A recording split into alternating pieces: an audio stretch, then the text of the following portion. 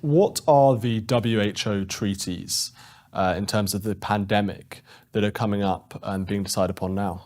There are two treaties. One modifies existing international health regulations. The other is a new treaty that is supposed to address pandemics. But in fact, both of them open the door to the Director General of the World Health Organization becoming a kind of, global health dictator by virtue of giving him the authority to decide two things. One, when does a nation or region have a public health emergency of international concern? And two, what that nation or region must do in response. And the effect could be not only to address pandemics. In fact, there's a lot in these treaties that will exacerbate the likelihood of pandemics, but it can cover a whole array of other things. And in fact, Tedros has already signaled that he considers things like climate change and poverty and migration and reproductive rights and gun violence and Gaza to be, these sorts of emergencies, and therefore that he would then have the authority under these treaties, either one of them really, but especially two of them, to start telling people what they have to do. And this may sound outlandish, but this, of course, is what he did when he had only advisory authority during the COVID pandemic. A lot of people here in the United States included took it as direction. So what kind of examples of things could he do if there is a future pandemic? What could he tell Britain or America or other countries to do in that situation? Well, look no further than what he did do.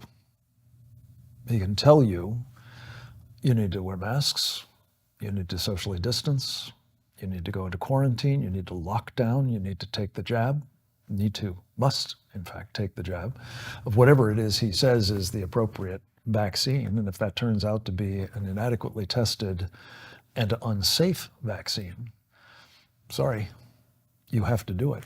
And not only that, but there will be a mechanism that is obligatory in every state party to have a censorship regime that says you may not talk about anything that is at odds with this program of the WHO.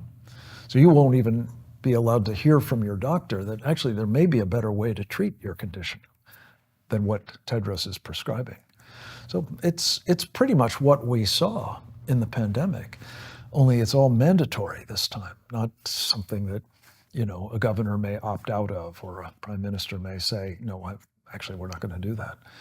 And if that's the case, there's never been a concentration of power in the hands of a single individual in the course of human history.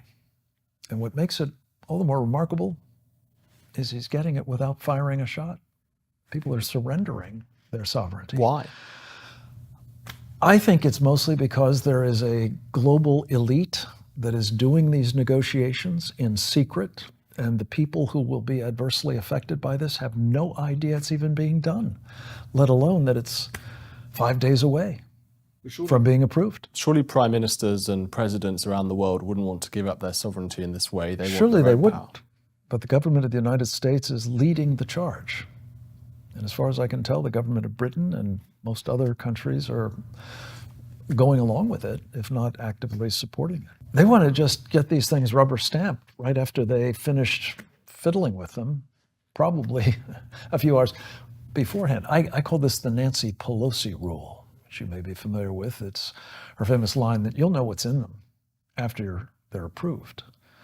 Well, this is madness, especially if, as I think is the case, our constitutional republic is going to be, to use Barack Obama's famous phrase, fundamentally transformed by having constitutional rights like, freedom of speech, for one, your medical freedom, your privacy, your, associations, all of that cratered by virtue of a diktat from a guy who nobody ever heard of, let alone nobody ever voted for. What legal teeth do these pandemic treaties actually have? They will be considered to be treaties. They are being advertised as legally binding. In this country, They're trying not to call them treaties because that has certain constitutional implications, like the United States Senate has to approve them by a 2/3 majority, and that's not going to happen. We right now have 49 members of the United States Senate, every Republican in that chamber saying they don't want any part of this. So they're not going to get ratified. So will there be a vote in Congress at all? Not if the Biden administration has its way. They intend to just blow this thing through, much as they did with the Iran deal. So how much legal power does this really have if they don't have to go to Congress? It will be considered an executive order, and it will be legally binding until another president comes along Trump and could takes rescind it out. it. He could rescind it, but unfortunately there's a lot of stuff that will be put into place, including things like digital IDs for every man, woman, and child on the planet before he gets to office.